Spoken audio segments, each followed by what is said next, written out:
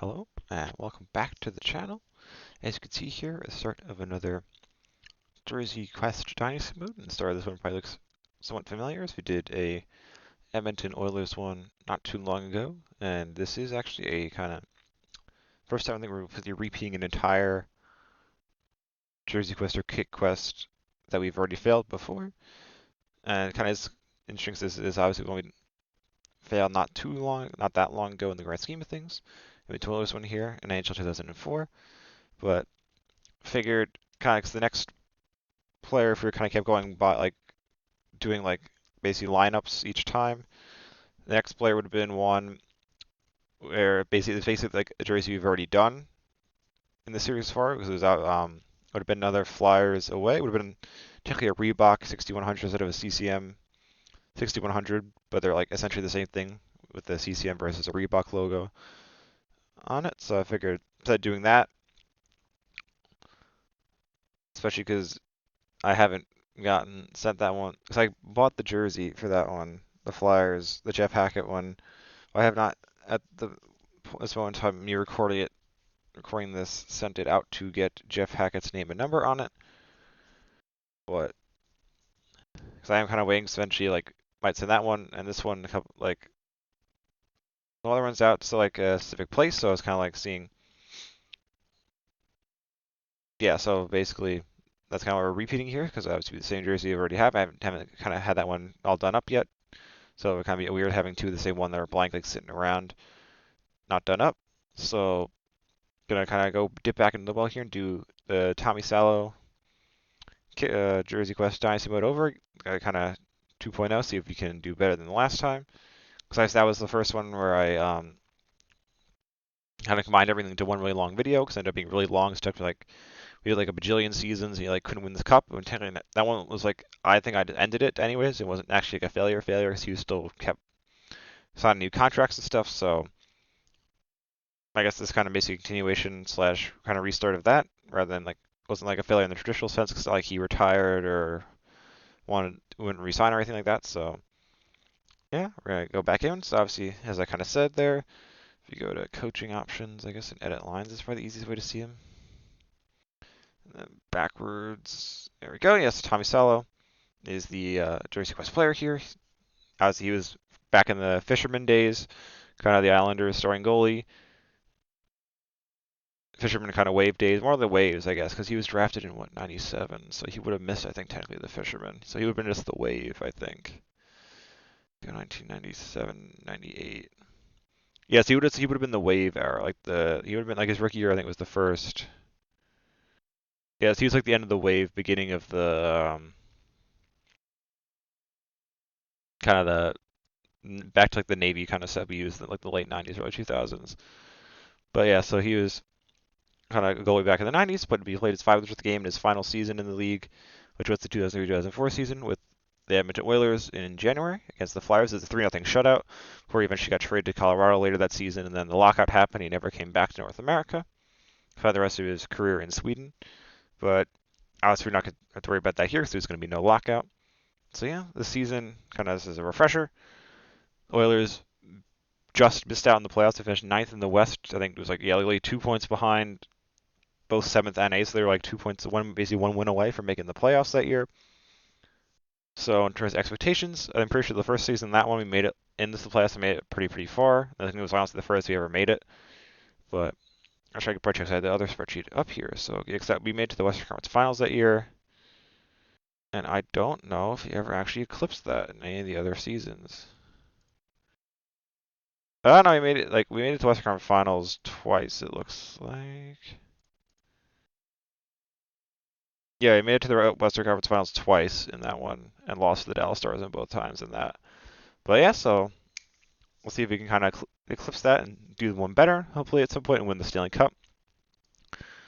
But yes, this is going to be obviously the original version. This was the one that started. This is going to be just one giant video of all the seasons kind of mashed together. So it's like before I tell you how long it's going to take us, but it kind of just is easier, more convenient than putting out like a bunch of tiny videos. Just putting out like this one larger video, so you can kind of watch like a little bit and come back, or if you want to instead, or just digest it all in one sitting. Yes, hopefully you do enjoy it though. When I stop talking for now, a couple seconds will be the 2003-2004 season recap. Okay, so here we are in July 1st, 2004, so the free agency period after the 2003-2004 season.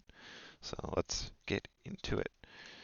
So in terms of the regular season, as you can see here, we finished second in the West with 110 points, which is like way better than the Oilers actually did that year. I think they finished with like 89 or 79 or something like that. I think it was 89. Yeah, they finished with 89 points. We did was that 21 points better than they actually did that year, which is like absolutely insane. So we finished first in the Northwest Division, obviously, second overall in the West behind Detroit, who are a wagon with 122 points. In terms of goals for and goals against per game, 2.76 goals for, 2.13 goals. Ooh, Jesus, just dropped my controller.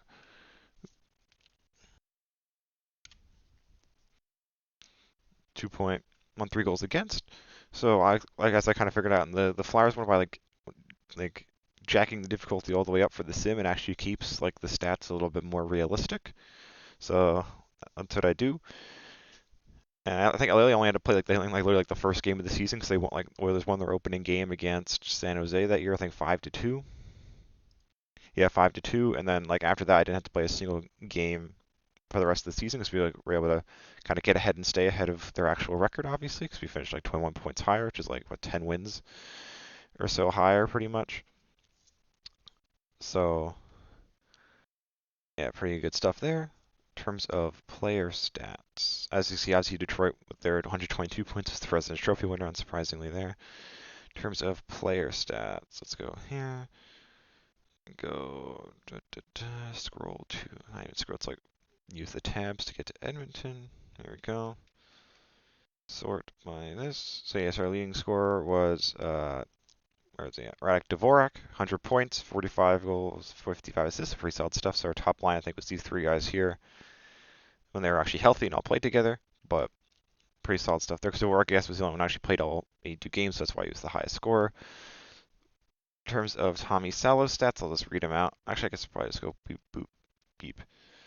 Yeah, so as you can see here, 2.04 goals against, which is like really good. And then his like the actual, well, you'll find out in a second. But yeah, but you can see here, 33 wins, whatever, a couple shutouts, I think. But his save percentage is only an 893 with a 2.13 goals against. So I don't know, the game is just like seemingly impossible to get goalies to have a good save percentage because, like, I don't like, he had a 2 point, like, whatever goals, 2.04 goals against average. Like, and like that, he still has like a below 900 save percentage. So I don't know if it's even like possible to have goalies to have a 900 save percentage or above. And two shutouts, but yeah, that's that. So in terms of the playoffs, let's go with the playoff tree. Where is that? That's up here. Because I haven't played in a little bit, so I gotta refamiliarize myself. It says Detroit beat Toronto in 7 games to win the Stanley Cup. So the best team in the regular season was the best team in the postseason as well. So we gotta go left here, right? Yeah. Whoop. Yeah. So as you can see, round one we got matchup against Chicago, who were the 7th seed with 85 points. Beat them in 5 with 2-1, 3-2, and 4-3 wins games 1-3. Then they forced to game 5 with a 4-2 win, and we beat them in game 5 4-1. Round 2, we got the Minnesota Wild, who were the 5 seed with 87 points, and took us 7 games, so we beat them. We won games 1-2, 3-2, and 2-1. They then tied the series up with 3-1 and 4-3 wins. We won game 5 by a score of 3-2. Then they forced to game 7 with the 3-2 win, and then in the highest scoring game of the series, we beat them 6-5 in game 7 to advance to the Western Conference Finals, where we got 1 seed versus 2 seed versus Detroit Red Wings, and got to 7 games again, but this time luck wasn't on our side. We couldn't win 2 game 7s in a row.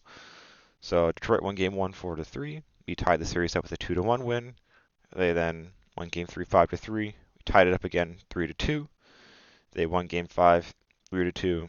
Forced game 7 with a 3-1 win in game 6, and then they won game 7 5-2 to eliminate us. And they then went on to beat the Maple Leafs in the Cup final. So I guess it's not, if we're an elusive team in the playoffs, it might as well be the absolute wagon, I guess, that was the Detroit Red Wings this year. But that's what it is in terms of playoff scoring. Leading scorer was Mike Comrie with 28 points, 10 goals, 18 assists. In terms of Tommy Salo stats, he had obviously 11 wins because he won 11 games in the playoffs, 2.53 goals against, and 871 save percentage, no shutouts. In terms of awards, so as you saw, obviously Detroit won the Cup. Hart Memorial Trophy went to Matt Sundin of the Maple Leafs. He finished with 116 points, which, like in terms of like kind of the modern era, is probably like a realistic number. Back then, I don't really know. Like I guess let's see, who was the leading scorer in the 2003-2004 season? If you look it up here, let's go player stats. The league scorer looks like it was Marty St. Louis. Is that right? Like if I go to yeah, so he had 94 points. So obviously it's like not I guess realistic for the times, but like realistic for like the modern era, 116 points for top scorer. But I guess that's like can't really seem to do anything else to change how high the scoring is. Probably without messing like with the sliders and stuff, which I don't even know if you can do, to be honest. But yeah, it's about 116 points, so he kind of won most of the awards. Rocket Rush went to Jaromir Jagr. He wasn't in the top 10 scoring, so I have no idea how many goals he scored, to be honest. Norris went to Matthew Schneider of the Wings. Calder went to Eric Belosh, which seems to like every single year. Vezina went to Roman Turek of the Calgary Flames, which is interesting considering they're not like next to each other like they are in the modern games. But Eric Daza, he finished with 105 points, which was 8th. And Lady Bing. Selke went to Wes Waltz of the Minnesota Wild. Conn Smythe went to Brett Hull. And here we go, Tommy Salo. Yeah, so he won the Jet. That's what I mean. Like he won the Jetting, so he let in like the least amount of goals in the entire league during the regular season, and he still didn't have a 900 save percentage. So I don't think it's even possible. So I guess like 890s is where we're shooting for Tommy Salo. But yeah, it's pretty sweet. He won the Vezina, so the Vezina, the Jennings, which is pretty cool. Master went to Jerome McGinley. He didn't finish top 10 scoring either, so I don't really know how many points he scored. Same deal with Fedorov, who won the MVP, which is interesting because he wasn't even in the top 10. And then Jack Adams, unsurprisingly, went to Detroit's coach. And then as we saw, Detroit beat Toronto in the Cup final. So the last kind of thing, the draft is kind of irrelevant because it's all made up players, and our scouting department's buns. So like they're like I don't think any of the ones we like drafted like signed, they're all crap. So in terms of re-signings and then free agency signings, you probably have seen them scrolling across the screen at some point. But re-signings in terms of players already on the roster. So Ryan Smith, signed him to a 6x8 million. Mike Comrie to a 4x6. Mike York to a 1x5. Eric Brewer to a 6x8.1. Jason Smith to a 5x3. And Marc-Andre Bergeron to a 4x1.4 million. So with all that and kind of who's already on the roster, that kind of left us with holes potentially at one we needed a center, a right winger, and a right shot defenseman. And I was able to solve 2 of those in free agency. So we signed Mike Greer. He's got like his checking is like in the 90s, so he's gonna kind of fit in on the third and fourth lines, which is like the checking lines in the game. So he'll fit in on one of those to a 6x3 million. And then in terms of right shot defenseman, went and signed Matthew Baron, because he was like the highest overall right shot defenseman available in free agency. He has room to grow still, so you could potentially bloom into something nice for us to a 3x1.3 million. And he's like also mad cheap, so not really doesn't really hurt to take a flyer on him. Yeah, 3x1.3 for 75 overall defenseman who can still grow. It's pretty solid stuff, I'd say. And then in terms of the center positions, obviously, as I said, we only signed 2 players in free agency. So we need a center, but I do have a trade chip, like Brett is Ispister. We already had, like, he's in the 80s overall, left wing. We already have Ryan Smith and Mike York, who are kind of either Ryan Smith like is higher overall, so he's going to stick around on the first line, and then Mike York is younger than Ispister in the same level of overall, so he's going to stick around on the second line. So hypothetically, Ispister was a good checker, so you could slide in on like checking lines, but because we do need a center, I'm probably going to, once like the next season starts, because like then you get your draft picks again, because it doesn't like store like years worth of draft picks. You just get like the 5 for each season at the start. So I'm probably going to try and trade Ispister in our first round pick to someone for a center. I might go balls to the wall and see if I can get Matt Sundin, because he was like the best player in the league last year. But if not, yeah, it'll probably be some center in the 80s overall, because I imagine trading Ispister for like someone of similar overall shouldn't be too hard to do, hypothetically. I don't really know, but we'll find out. But yeah, in terms of expectations for next season, I don't know if we're gonna finish with such a high point total as we did last year, 110. But I think we should reasonably be expected to make the playoffs. I would think with the kind of upgrades I've made to the roster in terms of kind of filling in positions and stuff with like appropriate like kind of profile players and stuff. So hopefully we should make the playoffs again and try and make a deeper run. But yeah, so I'll stop talking for now. And next up will be the 2004-2005 season recap. Okay, so here we are at the free agency period after the 04-05 season. So let's get into how we did. So regular season, we go to West. See here we finished 6th in the West with 91 points. Obviously a pretty, was it a 19 point regression? Yeah, 19 point, I think, right? Because we finished with 110 last season, so minus 10. Yeah, 19 point regression from last season, but I didn't really expect us to hit that kind of high level again. But we did. Obviously, as we had finished 6th, we made the playoffs with 91 points. In terms of goals for and goals against per game, goals for is 2.66, goals against is 2.39. So a little bit of regression in both, which is probably why we dropped down the standings a bit, but it didn't really matter in the end because we made the playoffs. In terms of our leading scorer, let's scroll to the Oilers. There we go. So it was Rack Dvorak again, because he's the one who actually stayed healthy. With 33 goals, 61 assists for 94 points. See, Matt Sundin missed a lot of time with injury, but he was well over a point per game, so if he was healthy, he probably would have been our leading scorer. But pretty solid season all around, I'd say. In terms of Tommy Salo, he finished with, this was a little bit more even, because I think Tommy Salo had a couple injuries and stuff. But he finished with 26 wins, 2.34 goals against, and an 878 save percentage. I think, yeah, 2 shutouts. So not bad stats, I would say. In terms of playoffs, let's go to the little tree here. So as we can see here, the Devils beat the Stars in 5 to win the Stanley Cup. The Devils were the 5 seed in the East with 96 points, and the Stars were the President's Trophy winning team with 119 points in the regular season. So round 1, we got matchup against Chicago again. This time it took us 7 games to beat them as the lower seed. So we won game 1 4-3. They won the next 3 4-3, 4-1, and 3-2. And then we won the next 3 to win the series in 7, 6-5, 4-2, and 3-1. We then got matched up against the Stars in round 2 and got knocked out in 6. We won game 1 2-1. They won the next 2 4-3 and 4-2. Tied it up with a 3-2 win in game 4, but they then won the next 2 4-3 and 3-2 to knock us out. And then go on to the Cup final and lose to the Devils. In terms of leading scorer, Edmonton, here he goes, scroll over, sort.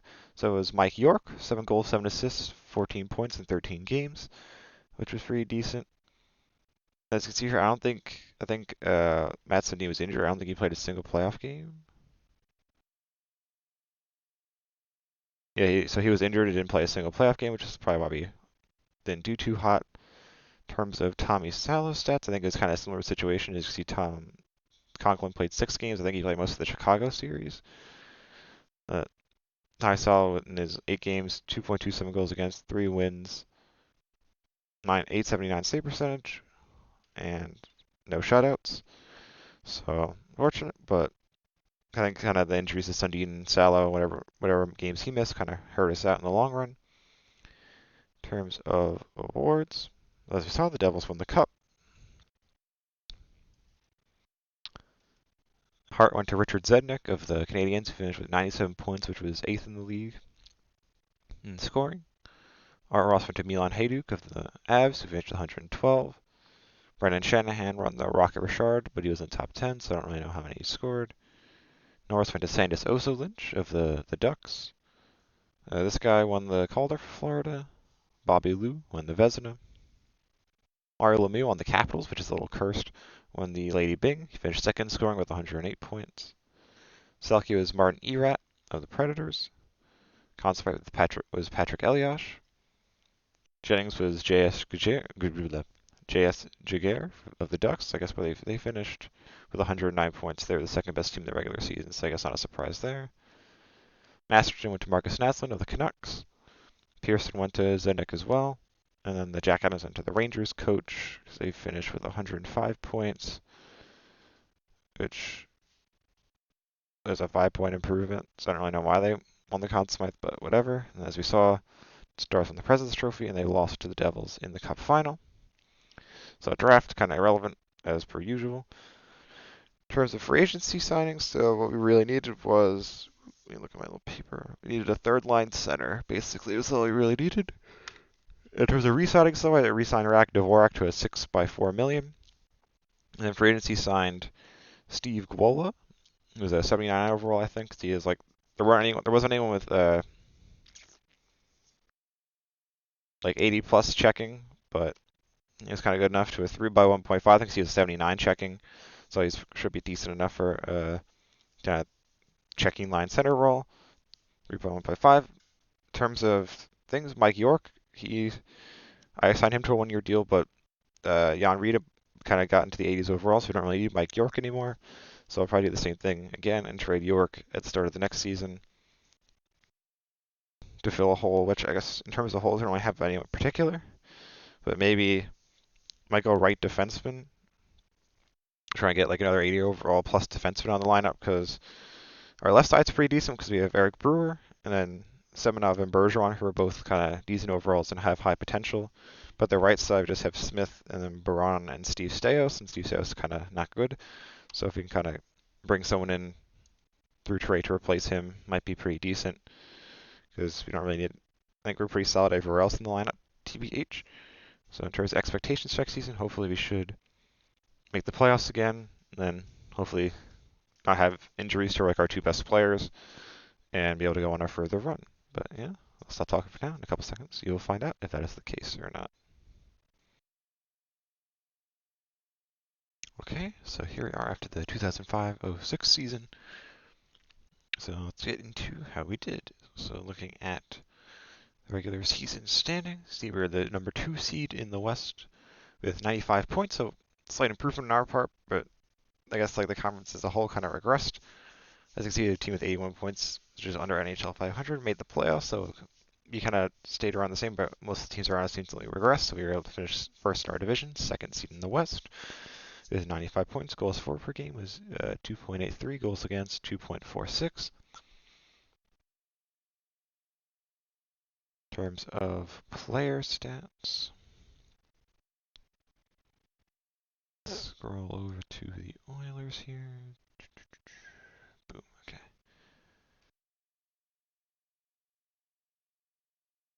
There we go. Okay. Yes, our leading scorer was Ryan Smith, who finished with 47 goals, 54 assists for 101 points, which was 8th in the league this year. So we finally got someone who cracked the top 10 scoring, which is pretty good. As you can see here, Matt Sundin and Dvorak were both healthy pretty much the entire year, so they had pretty solid numbers as well. So good stuff pretty much all around from our squad here. In terms of Salo's stats, as you can see here, 37 wins, 2.27 goals against, and an 881 save percentage. And I think that was one shutout. So pretty decent stats from him. In terms of the playoffs, we got matched up against the Blues, who were the 7th seed with 91 points. The President's Trophy was the Ottawa Senators with 112. As you see here, we lost in 7. We won game 1 4-2. Blues won the next ones 4-2 and 3-2, and then tied it up with a 2-1 win in game 4. Blues took a lead with a 3-2 win in game 5, forced to game 7 with a 3-2 win of our own in game 6. And then a pretty common scoreline here. Blues won game 7 3-2 to knock us out. In terms of playoff scoring, leading scorer was Rak Dvorak, 2 goals, 5 assists for 7 points. And then Tommy Salo had 3 wins, 1.82 goals against and an 869 save percentage. In terms of awards, as you saw, the Canucks beat the Capitals in the Cup Finals. They won the Cup, obviously. They were the 6th seed with 94 points. Danny Heatley was the leading scorer in the league with 121 points, and he also was the Rocket Richard winner. Norris went to Chris Phillips of the Senators. Calder went to Bruins rookie. Mike Dunham won the Vezina. Lady Byng went to Heatley. Martin Erat won the Selke. Conn Smythe went to Todd Bertuzzi. He was the fourth highest leading scorer in the league in the regular season with 106 points. Roman Cechmanich won the Jennings for the Kings, which they even make the playoffs. Yeah, they were the top seed in the West. Oopsies with 103 points. I guess not a surprise there. Masterton went to Brendan Moore of the Stars. Pearson went to Heatley. And the Jack Adams went to a younger John Tortorella. Tampa Bay Lightning, who were the 2 seed in the East with 103 points, which is basically almost a 40-point improvement from the prior season. So that's like a deserving Jack Adams IMO. And they saw President's Trophy Centers, they said 112 points. And the Caps for the team were the 5 seed in the East, 99 points, and lost to the Canucks in the Cup final. So in terms of kind of free agency and stuff, in terms of re-signings, re-signed Elias Hemsky to a 5x4, Rafi Torres to a 3x3, Ethan Morrow to a 5x1.6, and Yanni Rita to a 3x1.6. In terms of where holes were center, right wing, and right defense again. So kind of went a little bit bigger this time in free agency, just kind of as who was available. Center went for Rob Niedermeyer with a 4x3 to be a kind of or checking center. Then on the right wing, kind of went really big. We brought in Shane Doan on a 6x5.3, because he is obviously a higher overall player and was a good kind of skill player as well in his time, but his checking stats are like off the charts in this game, so I figured he could probably slot in either on the scoring line or a checking line. He could probably do both, so I thought why not bring him in, a little bit more star power. Then for right defensive with Dan Boyle with a 6x1.8 mil contract to kind of shore up our right side of the defense. So hopefully next season will be the one where we finally win a cup here, because we seem to be having no problems making the playoffs. It's just, again, kind of once we get there, we seem to struggle, and we don't seem to get the fortune of matching up against teams that we have, like our little rivals after we lose to them the cup in the playoffs in the prior seasons. So hopefully, like this kind of upcoming season, we kind of get a better. So we'll have like 3 different choices with what Detroit. The problem with Detroit is they keep missing the playoffs. They like won the cup that first year and have been like bad ever since. So it'd be them or Dallas, I think, or we lost to Dallas last year in round 2. Yeah, so them, Detroit, Dallas, or St. Louis here. So if we can kind of run to one of those teams to the playoffs, then that'll help us out to kind of potentially progress further than we did in the first season, make it all the way to the cup final, and potentially win.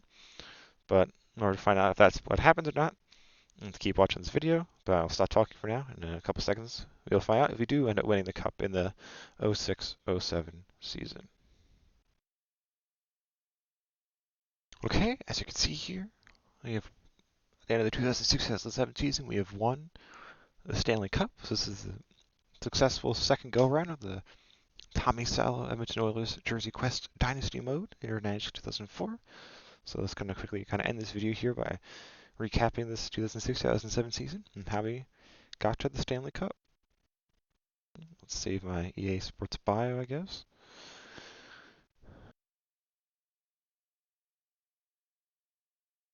Okay, so let's go to Stats Central and look at the standings. So as you can see here, we finished as the 7th seed in the West with 89 points, so kind of our worst season yet in the regular season, but I guess it didn't really matter in the end, because we were successful in the playoffs. But yeah, so we finished 89 points, not great. Goals for and goals against the game were exactly the same, it was 2.76, so that's kind of pretty much where we were around 500 or so. In terms of President's Trophy, it was Ottawa Senators again. So looking at player stats though, if you go to the Oilers here, gotta like press this button a bunch of times. Alright. Points. So our leading scorer was Matt Sundin, 37 goals, 54 assists for 91 points, which is not bad, TBH. You can see him and Smythe were pretty good, but then Reactive Warwick missed like half the season with an injury, so he was doing pretty well as well, but injury obviously cut down his points total. Pretty solid stuff from our top line. Eric Brewer, though, doing a lot of work as per usual. And he's a kind of future, as he did our Leafs Jersey Quest not that long ago with him as the Jersey Quest player. But there's a lot of like Islanders connections in this like 2003, 2004 Oilers roster, which is kind of interesting. But yeah, so good stat from them. Looking at Tommy Salo's stats, he played master of the game, so I'm guessing a pretty injury-free season for him. 2.72 goals against, 28 wins, 864 save percentage, and 1 solitary shutout. So I guess not bad, considering I guess that seems to be decent numbers in this league for this game for goalies. In terms of playoff tree, let's take a look. So as you can see here, we kind of throw back to the 80s. Oilers Islanders Stanley Cup final, which we were able to triumph in 7 games. But how do we get to that point?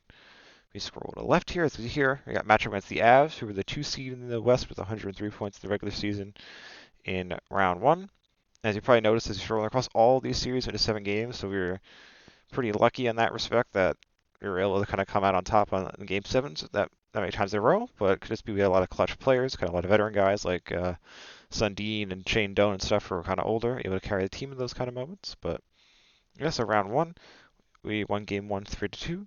Avs won the next 2 3-2 and 3-1. Tied the series up with a 3-2 win.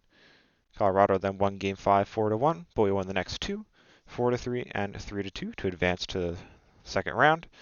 Against the 1 seed in the West, the Chicago Blackhawks, with 104 points. Kind of, I guess not really that similar. I don't know if like any of the series actually went like the exact same way. Yeah, I don't know if any of them actually did, which is pretty interesting. 4 different 7-game series, and none of them were like identical in terms of who won each game. So, because this time we won Game 1 2-1. Then Chicago tied it up with 3-2 win. We took a 2-1 series with a 4-3 win. Chicago then won the next 2 2-1 and 4-2. And then we won Game 6 and 7 3-2 and 3-1 to advance to the Western Conference Finals against last season's Cup champs, the Vancouver Canucks. So how'd this one go? They won Game 1 3-1. We won Game 2 3-2. They won the next 2 4-2 in both games. Then we won 3 in a row, 3-1, 2-1, 5-1 to advance to the Cup Finals against the Islanders, who were the 3 seed in the East with 117 points. The East was pretty stacked because Ottawa was 127 points, Tampa Bay was 125, and the Islanders were 117. So East was kind of pretty stacked in the regular season. In terms of how this one went, Islanders won Game 1 3-2. We then won the next 2 2-1, 3-1. Islanders won the next 2 5-2, 3-2. And then we won games 6 and 7 4-3 and 2-1 in order to win the Stanley Cup, which is pretty awesome. So it's pretty hype. After the last one went like so many seasons, we were able to get it done. This time took us 4 seasons, which isn't too bad in the grand scheme of things to win the Cup. In terms of player stats, let's take a look. Who our leading scorer was, who was our likely Conn Smythe winner, because I haven't checked. I have no idea who it could. I haven't checked, so I don't know who it is yet. So it looks like, Rack Dvorak got healthy in time for the playoffs and was pretty solid for us. 9 goals, 19 assists for 28 points. That whole top line was pretty good, all at like 20 points plus. With Sundin and Ryan Smith with 27 and 24. It's pretty solid stuff, I'd have to say.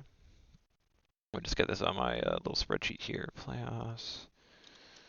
Radek Dvorak, 9 and 19 for 28 points. In terms of Tommy Salo stats, let's check him out. So it looks like I don't know if he got hurt, he got pulled a couple times, but Conklin played a little bit, but he played the vast majority. So it's 7 times 4 is 28. Yeah, so he played, so I guess he must have gotten pulled once, and then Conklin started 3 times, it looks like. But so Salo got 15 of the 16 wins, which isn't bad. It isn't bad, it's like pretty solid. You would have liked him to get all 16, but it is what it is. 2.27 goals against is pretty solid stuff. But even with that, I'm guessing his save percentage, 884 save percentage. And I don't think any of the games were shutouts, right? On either end, so yeah, no shutouts from him, but pretty solid stuff. Let's see, did he get any assists or anything like that? Got a couple of assists, looks like 3, which is pretty decent, I'd say. For a playoff run like that, it's like, 3 in 25 games is pretty solid stuff. But actually, let me put that in my little spreadsheet because he didn't have any shutouts, but he did have 3 assists. There we go. Yeah, some pretty cool stuff from Tommy Salo there. So looking at awards, let me just put in that we were the Edmonton Oilers. New York Islanders and Edmonton Oilers. There we go. All right, but let's look at the individual awards.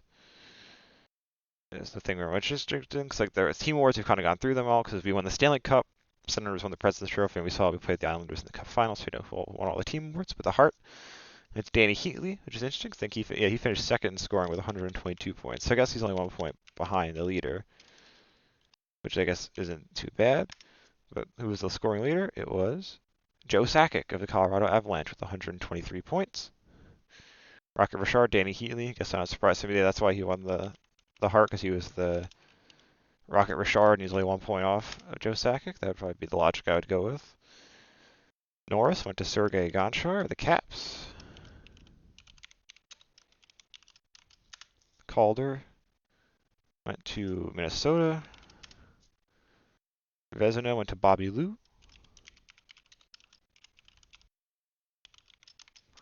Lady Bing went to Danny Heatley.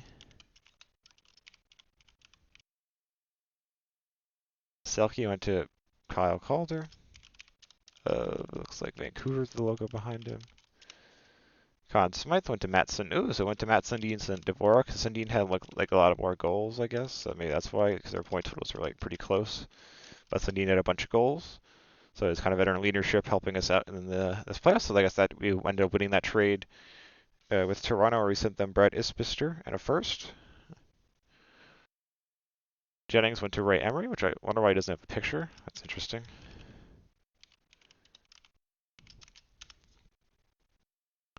Masterton went to Martin Erat.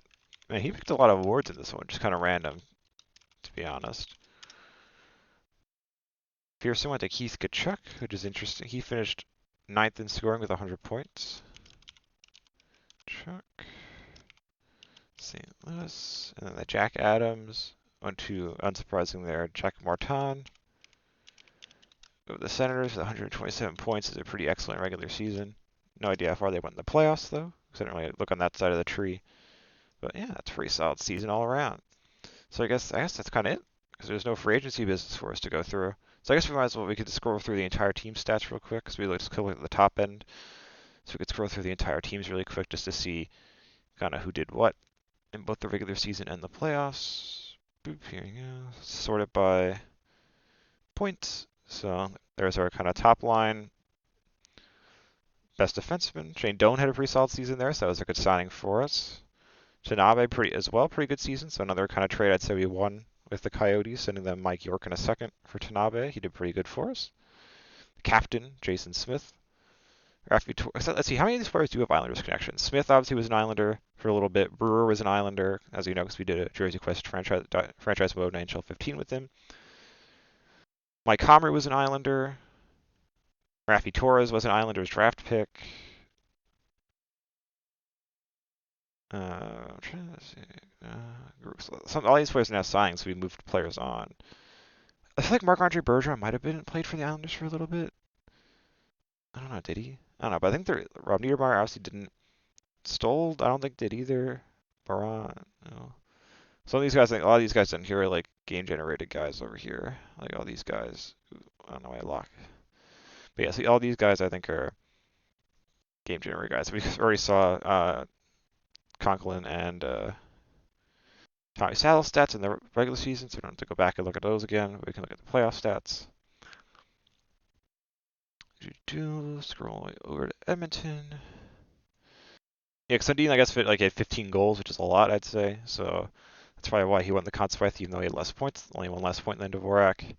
So the top line was all pretty healthy. So healthy in the playoffs. So that's why we actually finally won, because we didn't have any injuries, looks like, really. Eric Brewer doing solid work again. Second line. Captain putting good stuff as well. But yeah, it's pretty solid. Shane Doan, limited points in the playoffs, but was enough that we were able to win the cup, so I'm not going to complain about his production, really. Looks like Niedermeyer is hurt, I guess, for most of the playoffs, and then these guys kind of came in as backup. Just these two guys, Jared Stoll, and then this computer generator guy. So not bad, I'd say. Pretty good stuff from us. That in terms of our players and all that, and we already saw Salo and Conklin stats in the playoffs as well.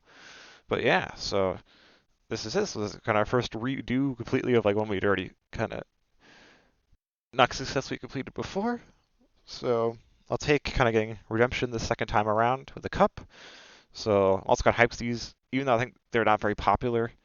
This kind of set of Oilers jerseys with like the guy like on the shoulder patch and like the copper tints on color in it. Probably some of my favorites of the Oilers era. So kind of getting Tommy Salo here on the away one. It's pretty sick. But yeah, so thank you for checking this episode slash series out. After I stop talking, it'll be like kind of the little footage of uh like the handshake line, the ceremony, and all that stuff. So I guess I probably even have to go through the playoff stats because I think like it shows like, which I wish they kind of did in the more modern games. It shows like the entire kind of cup winning roster and their playoff stats at the end, which is pretty cool. But I guess I don't have to do that. But neither here nor there. But yes, as I said, thank you for checking this out. Next up will be another kit quest. No idea who, because I haven't really looked at my spreadsheet yet. So be a surprise for me as it will be a surprise for you. So thank you.